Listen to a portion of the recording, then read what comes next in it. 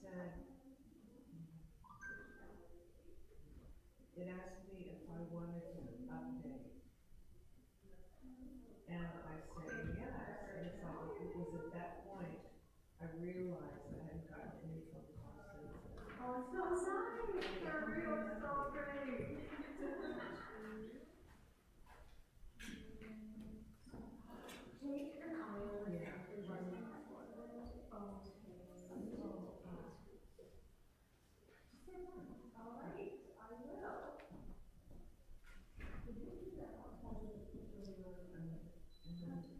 Then this morning I got a note that said it wasn't updated. And I thought, well, I told it to write an update.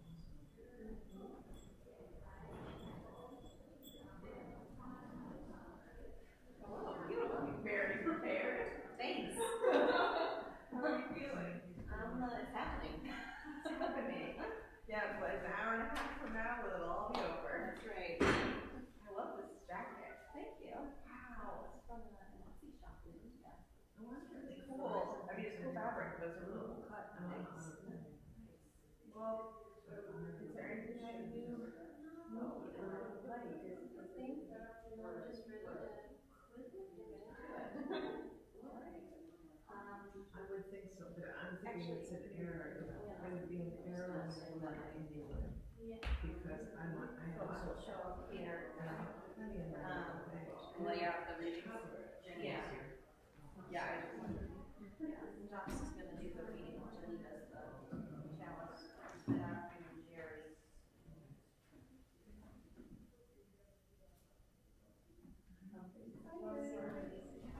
Yes. The fires. Yes, I've got fires, I've got shells, I've got a book. Wow. This is so great. The kids helped make this. Yes, last that's week. what we did last week. So, and I had exactly 7 kids, so exactly Perfect. 7 fires. Perfect. Mhm. Amazing. Yeah. So, and I figured this would be safer than just giving them loose shells. Oh yeah, just going straight down the hatch for some age groups. This still can technically go down the hatch, but I think it's easier to grab out of their hands. Yeah, exactly. So, Yeah, that's great. we'll see if I they love that. yeah. Parents can grab those away Right, if you they can do a want. little monitoring of their own child.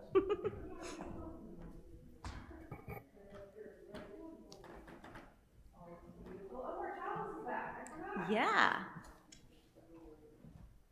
That really is beautiful. Didn't Anne do an amazing job? Yes. Like, Sally saw how wonderful this thing was. Incredible.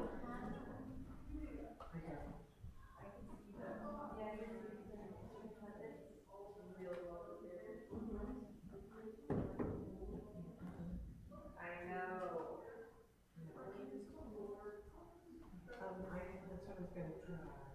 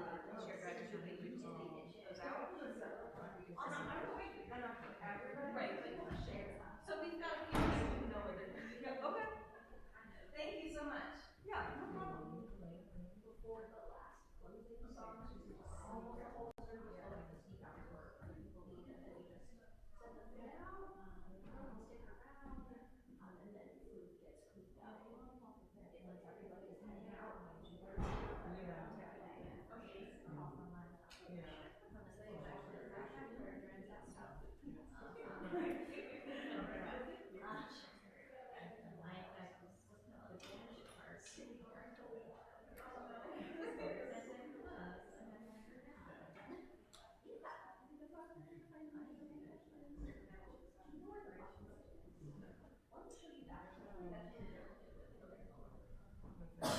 Waiting out. No, probably, I think the African culture transition from like is over. That way when it's set up, and then if it starts working miraculously, meaning that my phone will be working and I can talk and cancel it. So I think that's a little bit better.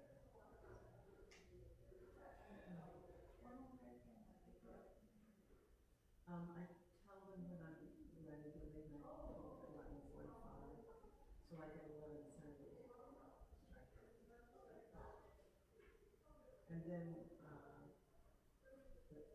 Wendy Graves, one of the people that come together, I don't know if you're on it, the group that, is looking at, accessibility issues. Yeah, so there's gonna be, there's gonna be,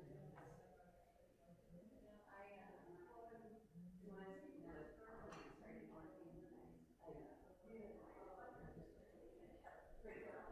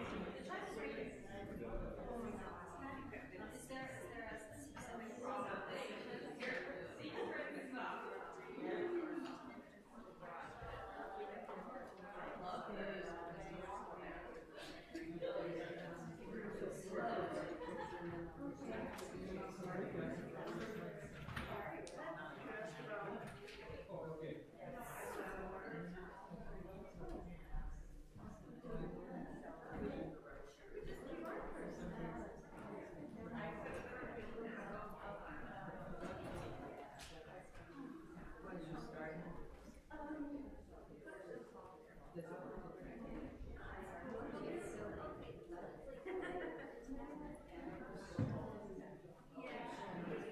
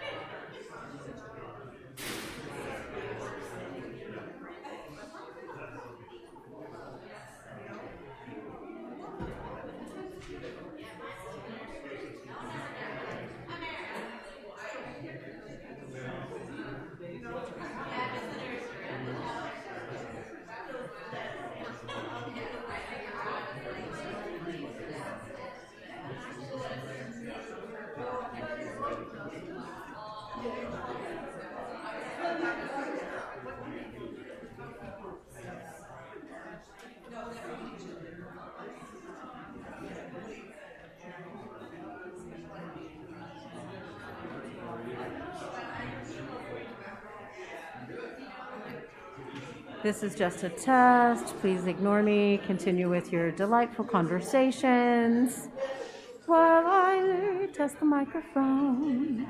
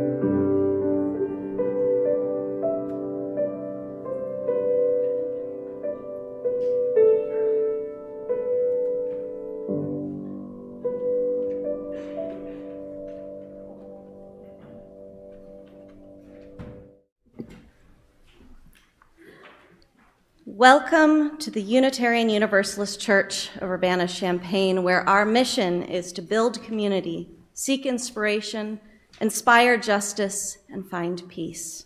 My name is Julia Cronin. My pronouns are she, hers, and I've been a member of this congregation for not that long, just over a year, and so I'm really honored to be heard and to be welcomed to share this service with you today. I've been told in the past that members of this congregation were warned off from delivering this service, that it's too complicated, too loaded, we don't have enough information. The terminal narrative is a concept we must keep at the front of our minds today. The terminal narrative is the tendency of white American culture, our historians, and our schools to treat Native people as a relic of the past, dead and gone. Imagine how strange it is to be an Indian child in school learning from a textbook that makes no reference to your people after the end of the 19th century. So with that in mind, today we're not discussing the correct words to talk about Indians or indigeneity. Time and time again, I watch white folks spin their wheels debating the right words to talk about an issue without ever discussing the issue itself. This is one of the great trappings of modern liberal discourse, that we must have the conversation perfectly or not at all. We don't have time for that. We can't afford it. We're having the conversation. At the start of services, we often list the names of 5 indigenous tribes that used to call this land home. But how many of us actually know anything about these people? And I don't ask to shame you. I want to be clear. You don't know. The fact that you don't know is on purpose. Our cultural history has obscured these topics intentionally. We're not meant to know. Our history books leave them out. So in place of our land acknowledgement today, I'm going to tell you the story of one of those tribes and how their land came to be our land. The first character in this story is William Henry Harrison, an American president famous for dying 30 days after inauguration. But before that, he was the governor of the Indiana Territory, so named because it was Indian country. And Governor Harrison built his political career killing and removing Indians. He was very good at it. His forces practiced total war, burning crops and villages, slaughtering children and elders. He wrote treaties no sane person would sign, and he found people to sign them through misrepresentation, threats, bribery, and outright fabrication. Our second character is Jean-Baptiste Ducoin, chief of the Kaskaskia Federation, which included the Kaskaskia, the Tamaroa, and the Cahokia. His father was French, and according to Harrison's writing, Ducoin aspired to live like a white man as much as possible. He was named chief of the Tamaroa, his mother's tribe, at 17, and fought in the Revolutionary War alongside several founding fathers. Harrison said that because he was so loyal to the United States, all other tribal leaders detested Ducoin. The 1803 Kaskaskia Treaty ceded a parcel of land comprising approximately half the area of modern Illinois, including Champaign County. The parcel included Peoria lands, which Ducoin had no authority over and had to be ceded in a second treaty in 1818. Ducoin's son, Louis, was the only Native person to sign that treaty with more than an X.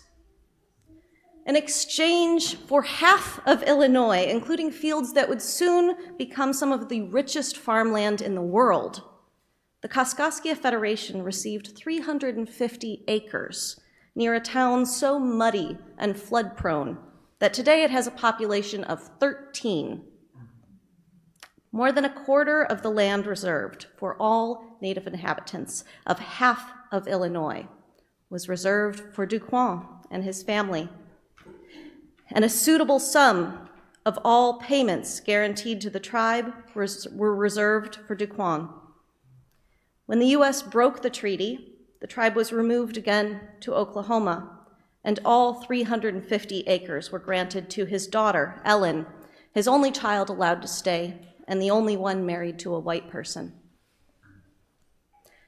It doesn't take a historian to look at these facts and realize that this treaty, the treaty that gave this land to the United States, doesn't make any sense. It falls apart when we make the often admitted assumption that the people who lived here before were sane, logical, and self-respecting. We may never know what really happened. The story has only been told by American colonizers and Duquesne, a man who was exactly the sort of puppet leader that war criminals like Governor Harrison liked to prop up, and who are still propped up in our history books today. So in place of our usual land acknowledgement, today I offer this. We, the Unitarian Universalist Church of Urbana-Champaign, acknowledge that we worship on land that was stolen from the Kaskaskia, the Miamia, the Osheti-Shakowin, the Kickapoo, and the Peoria. It was first stolen by the American government in 1803. And while we as individuals and as a congregation are not guilty of that crime was committed on our behalf. And as the beneficiaries of that crime, we are responsible for paying it back. Now, Jocelyn Karsk and Jenny Hunt will lead our chalice lighting.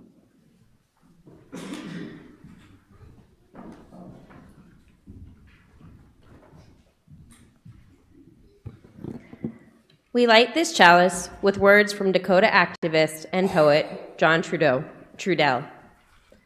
The strength and power acquired by enduring unknowingness now have found their place. May the light of knowing touch us so we can use them to recognize what we find.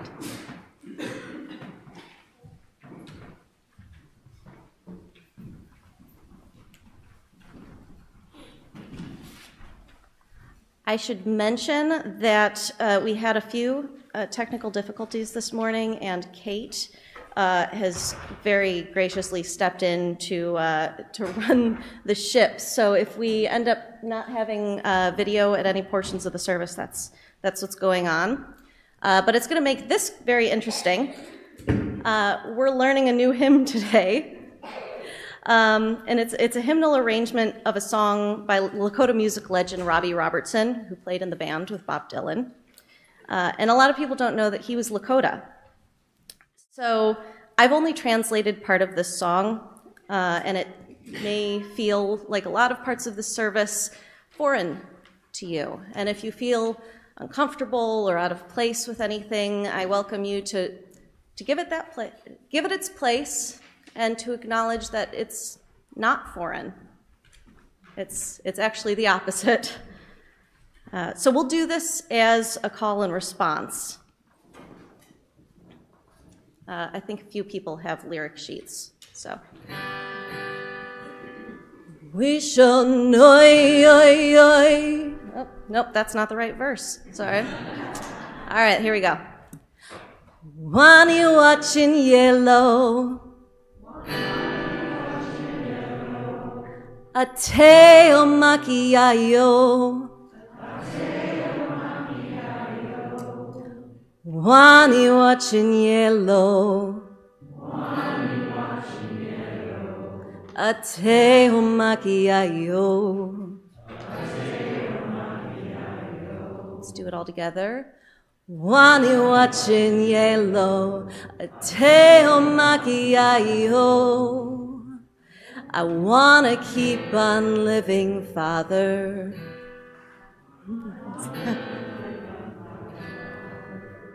I'm sending this plea to you.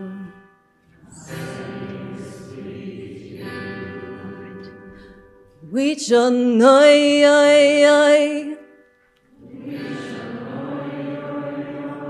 We shall know. We shall know, we shall know.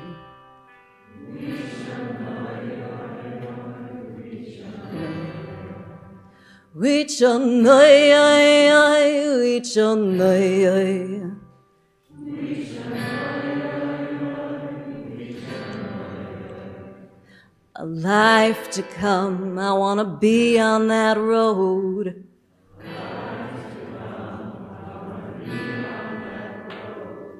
I'm sending this plea to you.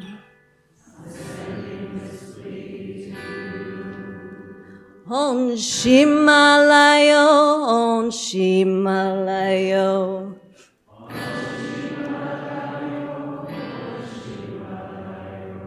On Shimalayo, on Shimalayo.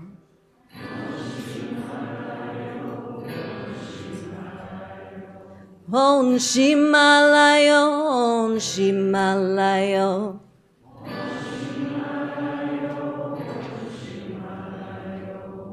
Have mercy on me, I just want to live.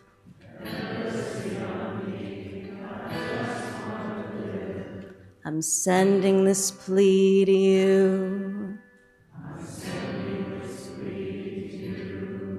We're going to try the second verse all together. That's the one that says, which, by the way, means a life to come, a life to be. So,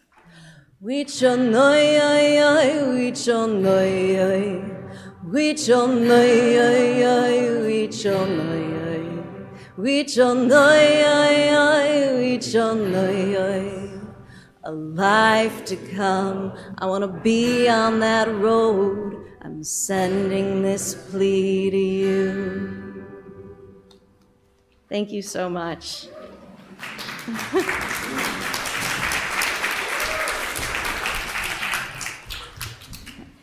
Now is the time in our service when we acknowledge that some folks here are young and find the rest of this service really boring. So, I would like to welcome all of our young and young at heart folks to come up front for our time for all ages and learn a story and a few words in a language that you've probably never heard.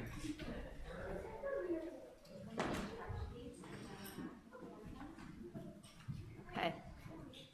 So unfortunately, I don't know any languages that are from Illinois, but my dad did make sure that I learned a few words of Ojibwa when I was growing up. So the Ojibwa are a big, diverse nation. Some of them are in Minnesota and Wisconsin, and a lot of them are up in Canada, where my family is from.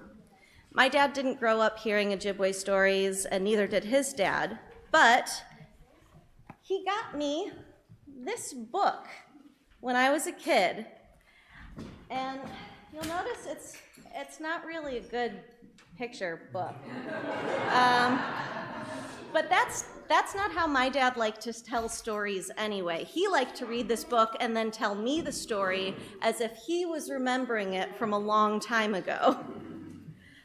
So my dad couldn't make it today, but thankfully Jerry has agreed to be my backup dad for this morning. Thank you, Jerry. They just claim her. So first, let's learn how to say hello in Ojibwe.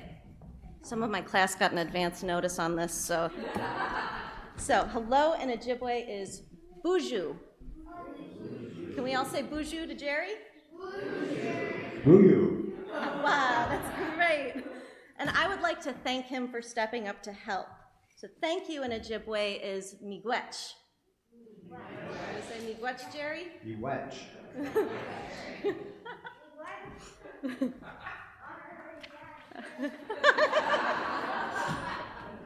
All right. So our story starts a long time ago, before Europeans came to this continent. The Ojibwe were part of a larger nation called the Anishinaabe, and they lived on the coast of the Atlantic Ocean. And they were everywhere. You could climb the highest mountain and look in every direction and not see the end of the Ojibwe nation, or the Anishinaabe nation. Then one day, 7 Nigaunakaig came to the Anishinaabe. Nigaunlakai is a person who has visions or knowledge about what's going to come in the future. And each of these Nigaunlakai came with information about a different time. These times are called Ishkodikau, which means fire. That's right.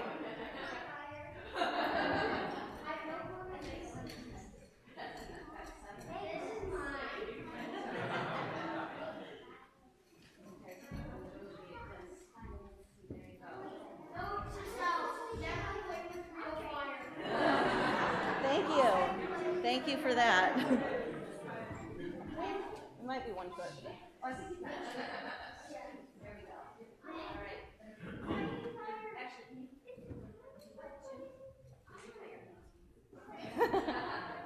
All right. All right. So we don't know exactly how long a fire will last, but a fire lasts longer than a person will live. And the first Nigaunlakai told the story of the first fire. In the time of the first fire, the Anishinaabe must rise up and leave these lands and search for a new land. You will follow the sacred Megi's shell. You will find these shells on the shores as you journey, and they will guide you.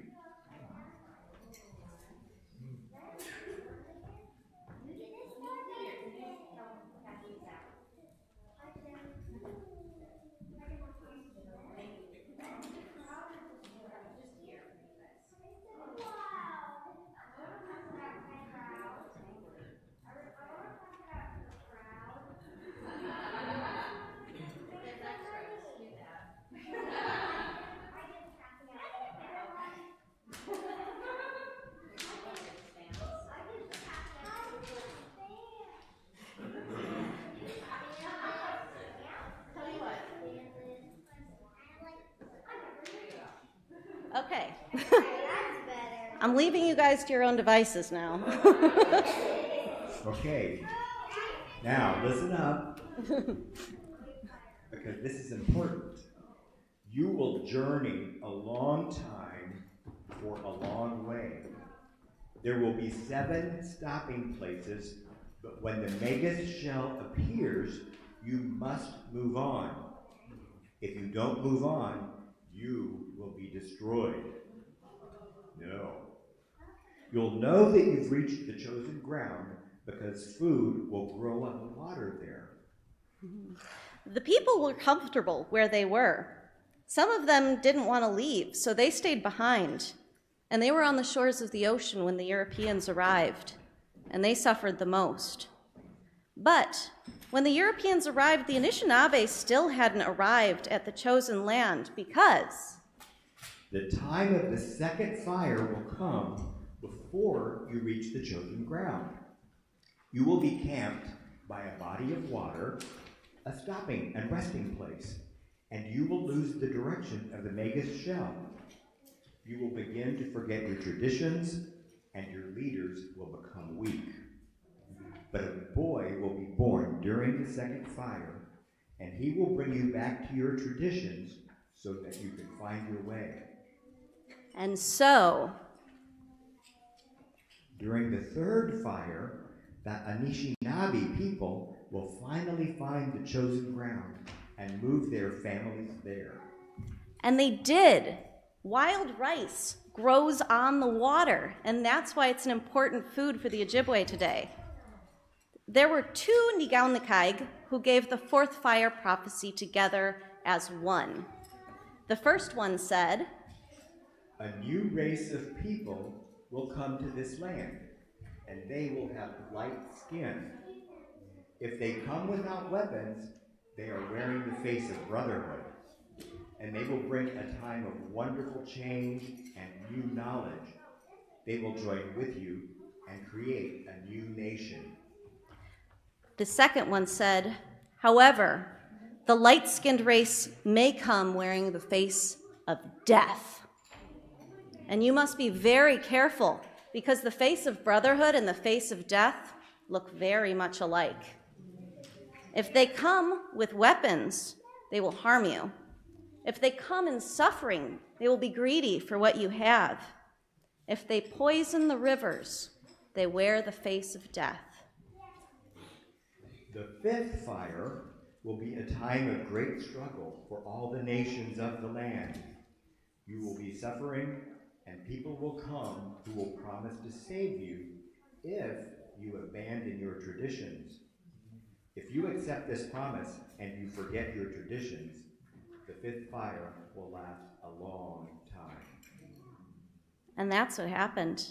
Many nations accepted the promise, and the fifth fire lasted a very long time. During the sixth fire, it will be clear that the promise was a lie. People will take the children from their traditions, children will turn away from their elders, and people will become sick. So that was 7 Nigaunlakai, but there's still a 7th fire here, I think. You're giving away the end. It's because there were 2 Nigaunlakai for the 4th fire. So where is the 7th Nigaunlakai? That's right. The 7th Nigaunlakai was different. The 7th Nigaunlakai was a young person like you. And they had a gleam in their eye, and they said, Theo, you've got your lines. Can you? During the 7th fire, there will be a new people, and they will find a way back to their traditions. It will be difficult because their old people will be sick and still sad. But if they stay strong, and then nation will be good. That's very good. Thank you so much for helping me, guys. Miigwech, for listening. You can keep your fire. Miigwech, Theo. So, yes, you may. All right. Yes. So instead of singing you down, we're all going to practice saying goodbye. Are you guys ready for one more new word? In Ojibwe, it's gigawabamin. Gigawabamin. Gigawabamin. All right. Can you go say gigawabamin to everyone? Gigawabamin.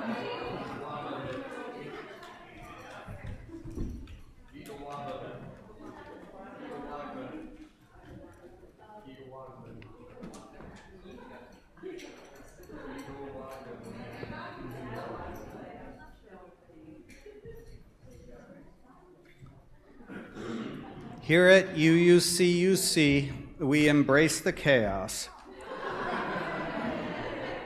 We also acknowledge that our circle of care does not stop at our doors, and accordingly, we share a portion of our offering each week with an organization aligned with our values. For the month of November, our shared offering partner is the Greater Community AIDS Project of East Central Illinois, or GCAP, which exists to serve the needs of those living with HIV/AIDS and empower them to live full, healthy lives. To tell us more about this organization, their executive director, Daria Shagebi, is with us today, and I will invite them to come forward. And hope I didn't mangle their name too badly. I would like to do a special introduction of Daria. We have picked GCAP as one of our shared offerings for many years now, going kind of every other year with Uniting Pride and then GCAP. And I'm very proud of the work GCAP has done because I served as their founding chair back in 1985 when we were in the midst of the growing AIDS crisis here in the Midwest. And Daria has been with the organization now for about how many months? 3 months? So Daria is brand new as the executive director. Some of you might remember Mike Benner, who had been with GCAP for many years and came and talked about GCAP. And Daria is a go-getter. She's doing great things for GCAP. And let's listen what she has to say.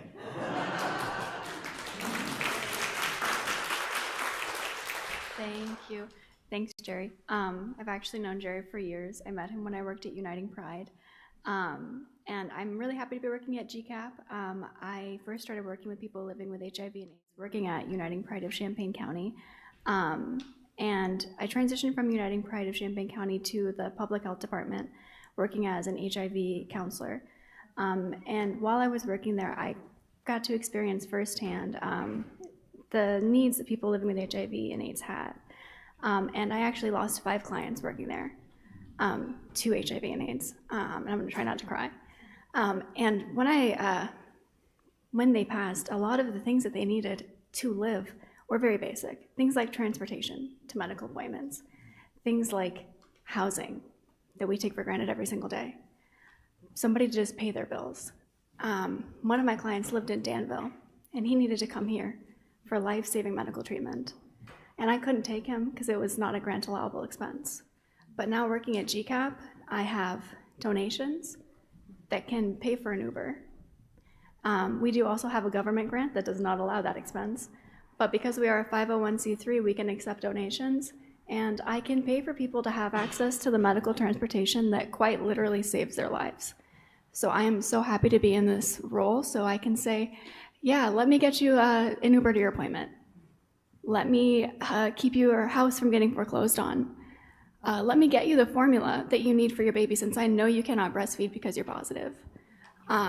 I am so happy to be working in this job. It's multifaceted. We also run a 5-bedroom transitional living facility that is currently at capacity, and it's the first time it's been at capacity in over 10 years, which is great that we're helping so many people, and it's also very sad that there are so many people that need help right now.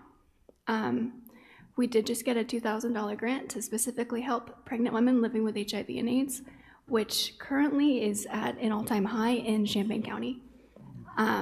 So every donation that you give goes directly to our clients, and it's very appreciative.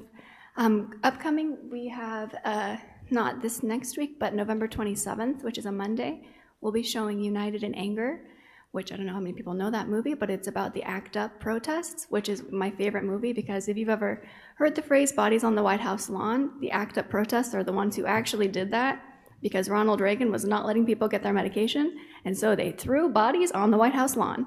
And this movie shows it, and it's amazing. It's gonna be showing at the University YMCA on Monday, November 27th.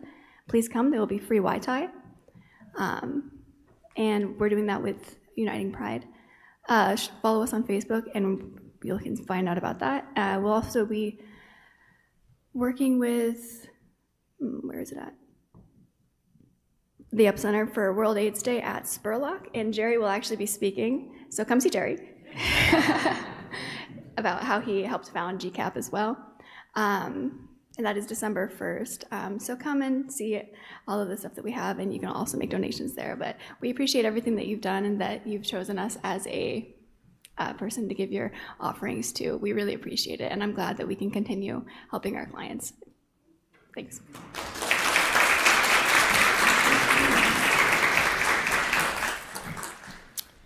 Thank you, Daria, and thanks to the congregation for all the ways we live into our shared values of generosity.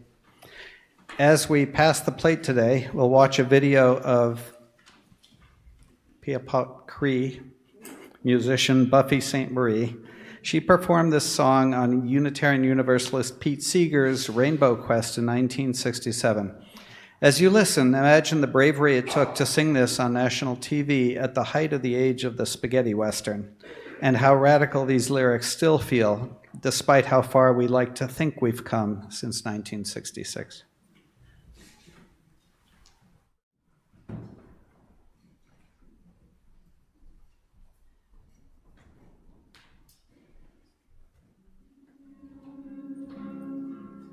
Now that the long houses breed superstition, you force us to send our toddlers away to your schools where they're taught to despise their traditions, forbid them their languages, then further say that American history really began when Columbus set sail out of Europe, and stress that the nation of leeches that conquered this land are the biggest and bravest and boldest and best, and yet where in your history books is the tale of the genocide basic to this country's birth, of the preachers who lied, how the Bill of Rights failed, how a nation of patriots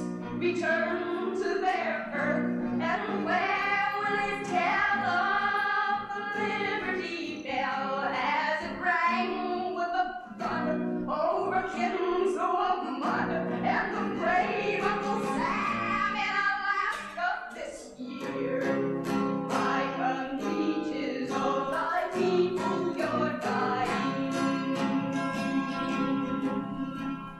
Hear how the bargain was made for the West, with her shivering children in 0 degrees.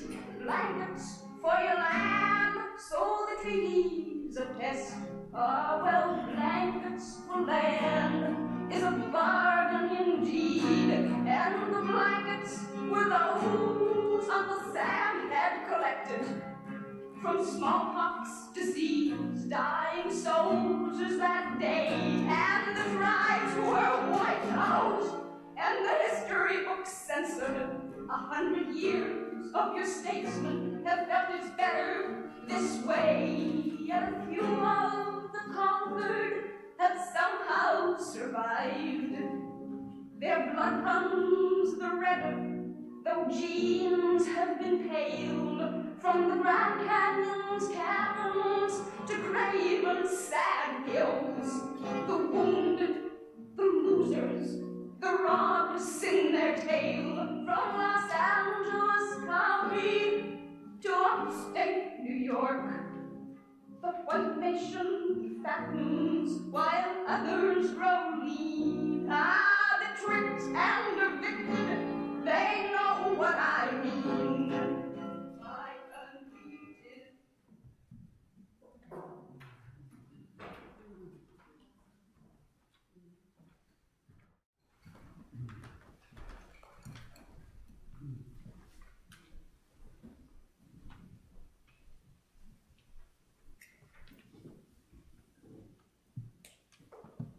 Can't start right away after that.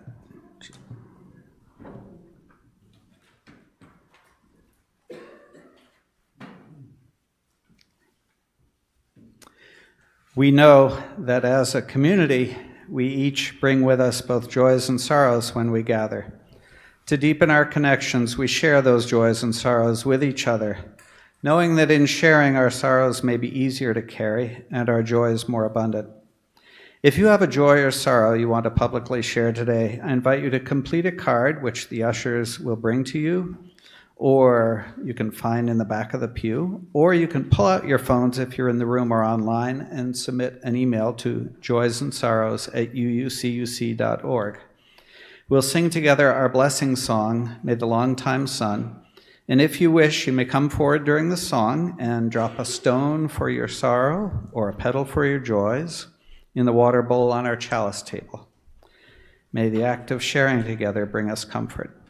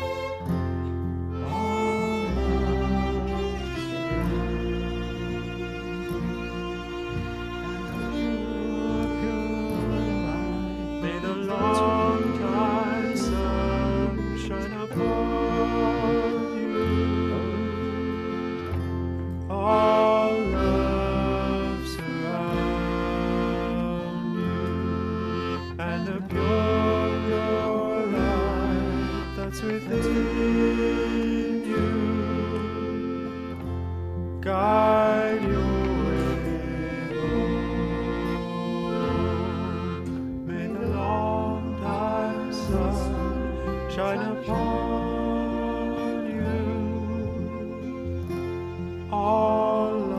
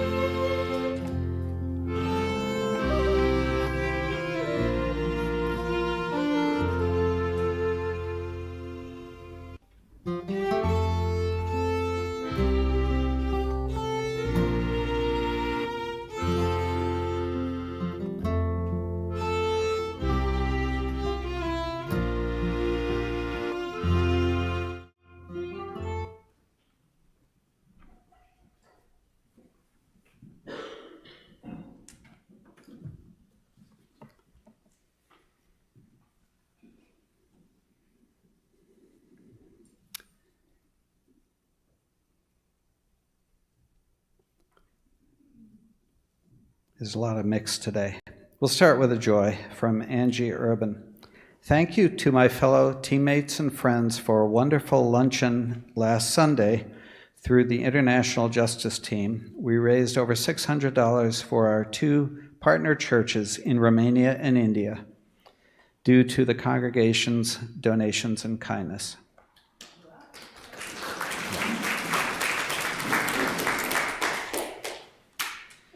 This is from David Wolf. One of my brothers lost his son by suicide. My brother Jim needs lots of prayer.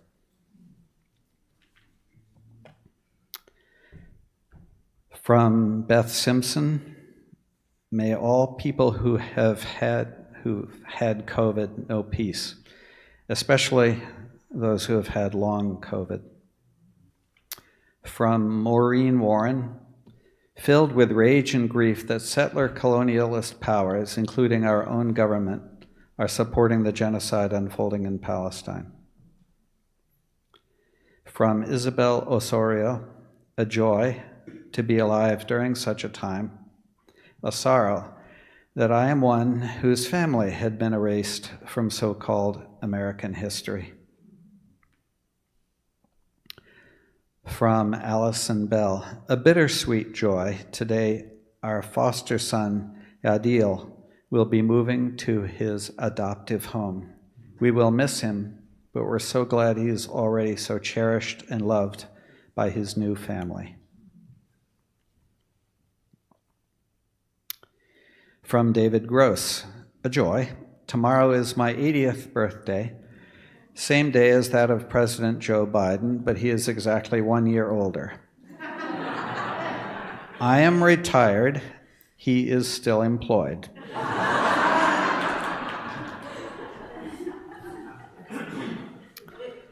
And from Sally Fritchie on behalf of Paul Weston. Paul took a fall while walking at Meadowbrook last week and spent a few nights in the hospital while doctors made sure all was well. He's home now with nothing worse than a few stitches and some very dramatic bruises where his glasses hit his face.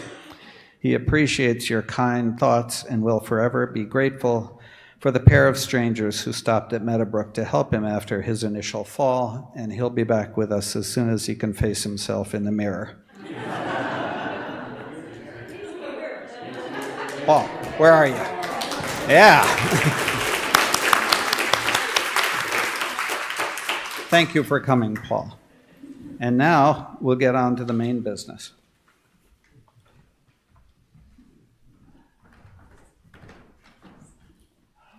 Thanks, Sam. When I first started planning this service, I was asked if I was going to talk about environmentalism, and I am not going to, even though that is essential to Indigenous activism. But our congregation is really comfortable talking about environmental issues, and that's great, but saving a tree is not reparations. We UUs discuss land stewardship, but we tend to avoid asking who should be steward. Caring for the land must begin with acknowledging its history, and knowing the land means knowing that it is soaked in blood. This may be our land, but it is not rightfully our land, because the way it came to be ours was not right. We also won't be discussing who is what percent or whose great-grandmother is what. My family history, like a lot of people's, is complicated. There's a song by 2 of my favorite artists, The Hallucination and Tanya Tagaq. It's called Collaboration Does Not Equal Appropriation. And in it, Tagaq says, "Your identity crisis is so boring. I burst out laughing when I heard that because it's true. It's boring, it's egocentric, it doesn't matter. Appropriation refers to claiming or profiting off of a cultural heritage that is not your own. Supporting Indigenous sovereignty is not appropriation, it's collaboration. So if you find yourself today looking at any of our musicians or our speakers and thinking, oh, it really should be an Indian saying this, I'm sorry, look around yourselves. What Indian? This is Illinois, and we cannot let anxiety over appropriation become another excuse to not have the conversation at all. We may not be perfect. We may be corrected, but we're having the conversation. The alternative is silence. The alternative is the terminal narrative. So here's what we will talk about: empty spaces. For those who have seen or read Killers of the Flower Moon, you may know about the Osage murders of the 1920s, when a conspiracy of white businessmen killed more than 60 Osage people to get access to their oil money.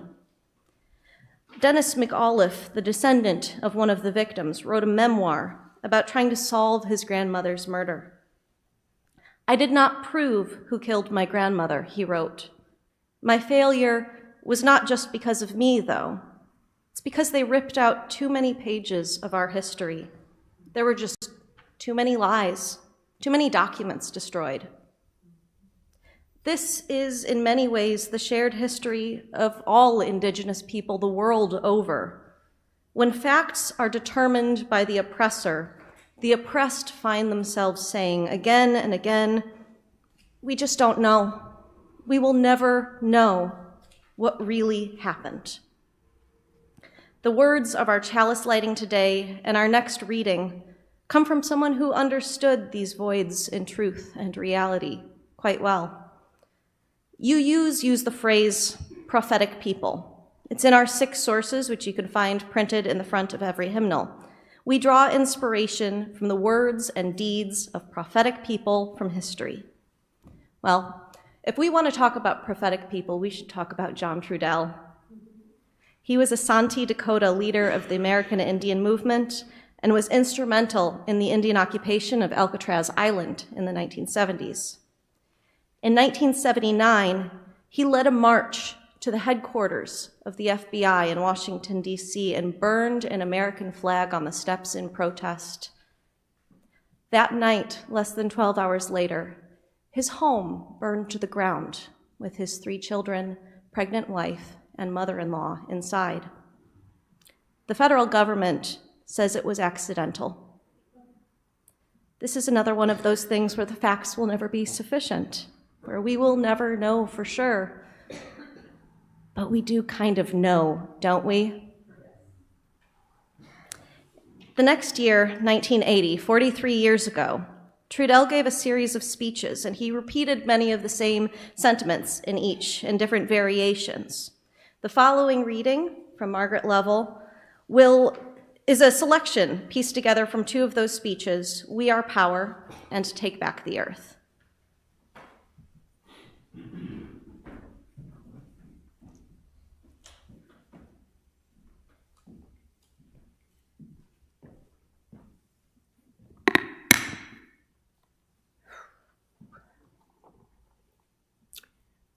When I go around America and I see the bulk of the white people, they do not feel oppressed. They feel powerless. When I go amongst my own people, we do not feel powerless. We feel oppressed. We do not want to make the trade. We see the physical genocide they are attempting to inflict upon our lives, and we understand the psychological genocide they have already inflicted upon their own people. That this is the trade-off they want us to make for survival. It's not revolution we're after, it's liberation. We want to be free of a value system that's being imposed upon us. We don't want to change that value system. We want to remove it from our lives forever. We have to reestablish our identity. We have to understand who we are and where we fit in the natural order of the world. because our oppressor deals in illusions. They tell us it is power, but it is not power. They may have all the guns, and they may have all the racist laws and judges, and they may control all the money, but that is not power. These are imitations of power, and they are only power because in our minds we allow it to be power. The brutality of the American corporate state is nothing more than violence and repression, and it has nothing to do with power. It is brutality. What is racism? Racism is an act of war. What is sexism? Sexism is an act of war. It's a war against our human dignity and our rights to self-respect. And we have to understand that the American corporate state got to where it is through the act of war. We want to be able to relate and communicate with all of the people who are living on this land, but we want to be able to relate and communicate from a position of truth. Y'all got to face the truth. We've had to face it through 500 years of genocide. We have had to face the truth. We have had to live the truth. We have had to die the truth. Before we're ever going to see our evolutionary liberation, the people that call themselves Americans are going to have to face the truth also.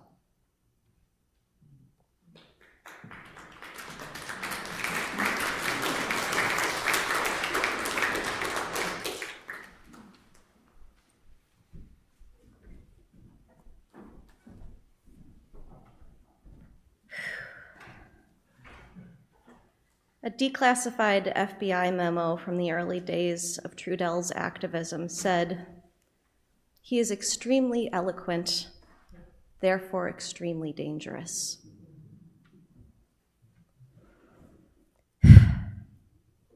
There's a tendency here in Illinois to think of Indigenous issues as Western issues, as Northern issues, as issues that do not affect us because we have no reservation land, because our Indians are gone. Well, they're in Oklahoma, Ottawa County, about a day's drive across Missouri. The descendants of the Kaskaskia Federation are enrolled in the Peoria tribe.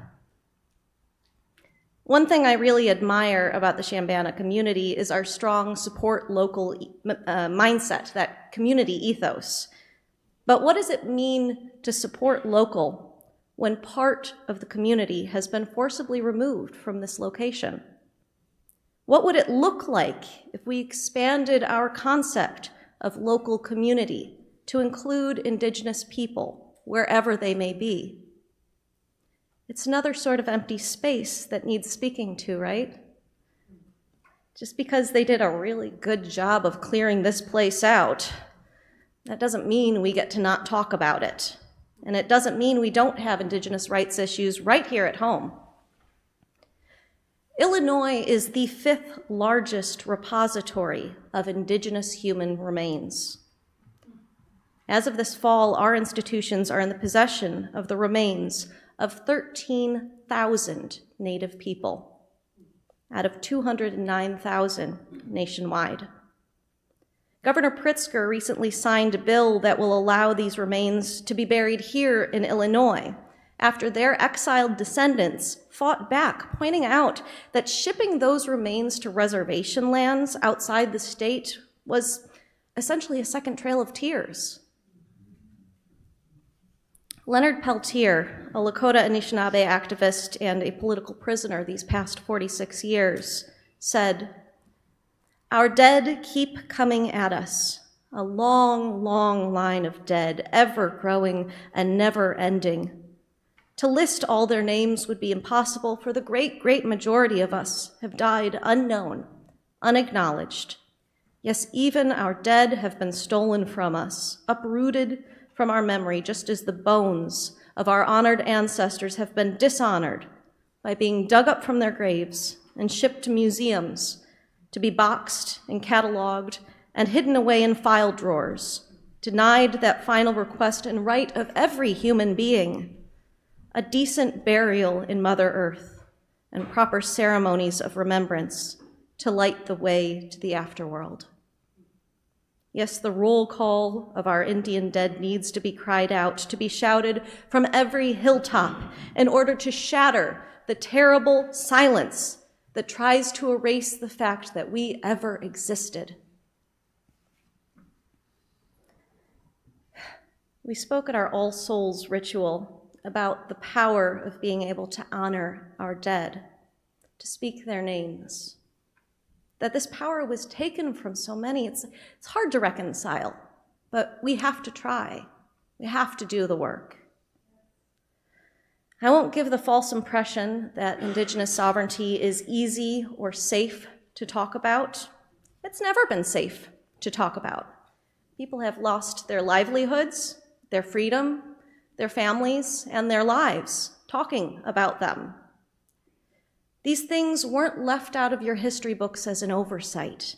They were left out because they're important, and they're especially important now. That 7 fires prophecy that we told during the Time for All Ages has one more element. It was said during the 7th fire, the light-skinned race will have a choice between 2 roads. If they choose correctly, the 8th and final fire will be lit, an unending time of peace and love. If they make the wrong choice, the destruction they brought when they came to this land will come back on them, and the whole planet will suffer. Well, the 7th fire is here. Indigenous young people are making changes. The Indigenous land back movement is gaining momentum. Last year, a county in New York gave an island back to the Onondaga. The Winnemem-Wintu tribe in Northern California bought over 1,000 acres of their ancestral land this year. The 7th generation are raising their voices, and there are structures attempting to quiet them, the way they quieted Trudel and Peltier and St. Marie's generation. May we listen when those voices are quiet. May we amplify them when possible. And may we speak when there is no one here to say it. Add pages back to the history books. May we stand in the empty space, the vacuum in Illinois, where its original stewards ought to be, and remember that they are not dead. They are not silent. And they are part of our community, whether they are here or not. May we do more than just acknowledge the land, but also her people. Still alive, still speaking, still demanding actual justice. A member of the 7th generation wrote the following song, American Dream, and I think it says a lot about what their movements have to offer all of us.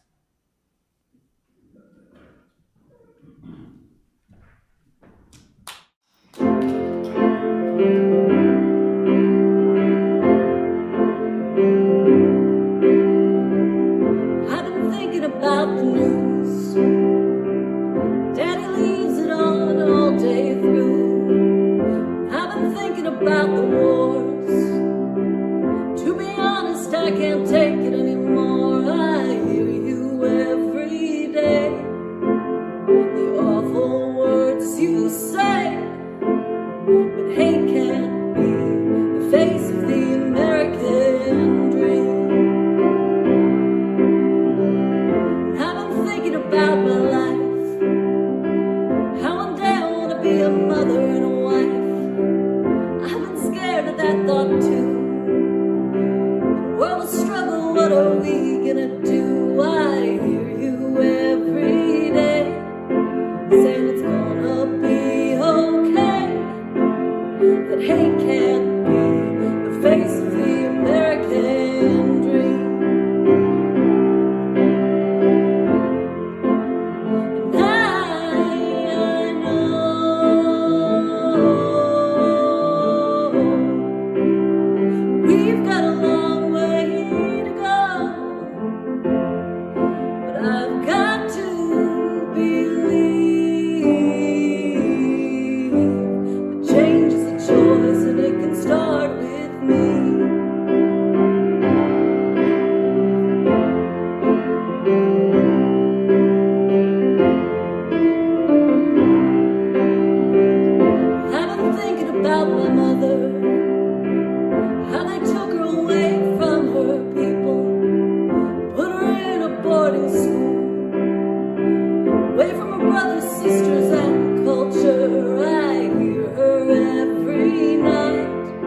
saying we gotta make this right, that hate can't be the face of the American dream. I know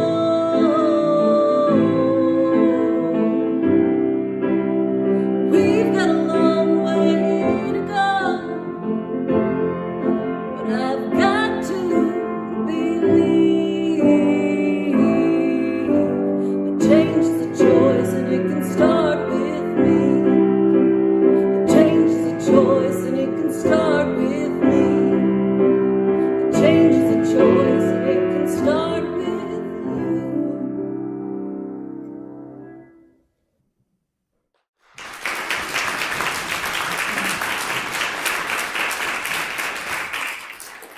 One final note, in your order of service, you will find a QR code to a mixed media recommendation list of resources to counteract your miseducation.